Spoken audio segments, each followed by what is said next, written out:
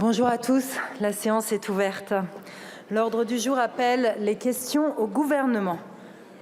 La première d'entre elles va être posée par Monsieur Tematé Le Gallic pour le groupe GDR. Maruru, Madame la Présidente, Madame la Première ministre, Mesdames, Messieurs les ministres, chers collègues, Yaorana. Ma question s'adresse à Monsieur le ministre de l'Intérieur et des Outre-mer.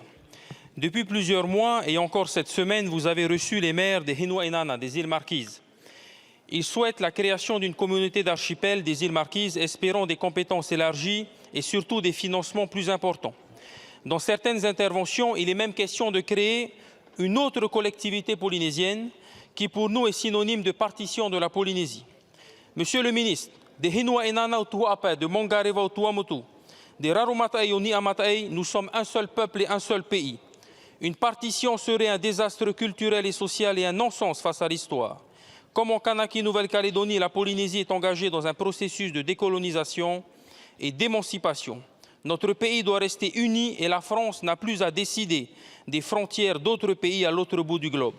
Nous demandons la position officielle du gouvernement sur ce sujet. Nous entendons et comprenons l'appel des archipels polynésiens. La nouvelle majorité indépendantiste dont est issu le président Moitai Broderson est favorable à une évolution statutaire pour plus de décentralisation vers les archipels. Également, l'application indifférenciée du Code général des collectivités territoriales, inadaptée à nos réalités, doit nous inquiéter. Nous souhaitons, Monsieur le ministre, revenir à un Code des communes polynésien voté par l'Assemblée de Polynésie.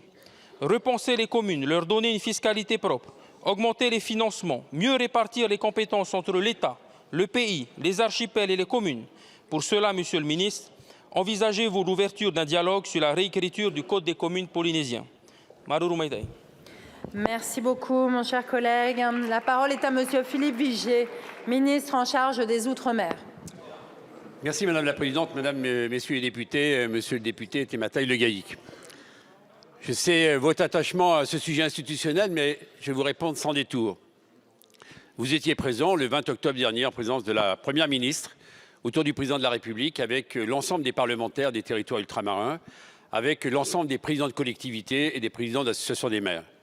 Le Président a dit une chose très simple, il n'y a pas de tabou sur les évolutions institutionnelles. Mais ne comptez pas ni sur la Première ministre, le Président, ni sur les ministres pour écrire à votre place l'avenir de ces territoires.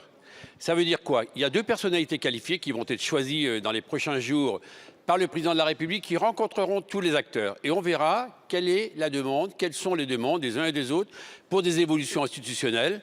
Parce que je rappelle, comme vous êtes parlementaire, que si un jour il y a une évolution institutionnelle, à un moment ou à un autre, il faudra simplement une réunion du Congrès à Versailles. Donc il faut d'abord, un, qu'il y ait un accord local, deux, qu'on ait la capacité demain à porter une réforme dans laquelle on se retrouve, moi les parlementaires se retrouvent largement à une majorité de 3/5. Et sachez bien que notre volonté, ce n'est pas de démanteler les territoires de la République.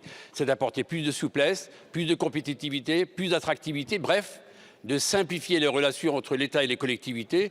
Je profite de cette question pour vous dire aussi que la Polynésie n'est pas oubliée. Je vous rappelle qu'il y a un statut de fonctionnaire qui a été enfin donné aux agents polynésiens et Sébastien Lecornu qui est là le sait parce qu'il a été en charge de ce ministère avant moi.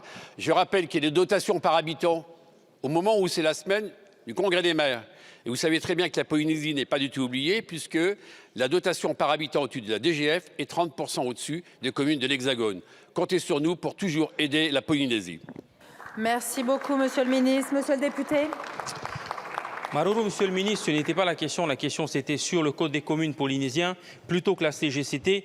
Et sur les Marquises, il faut être clair, on ne veut pas avoir des Comores et Mayotte, on veut que la Polynésie, quel que soit le choix, indépendante ou pas, elle reste unie parce que le peuple maori, il est uni.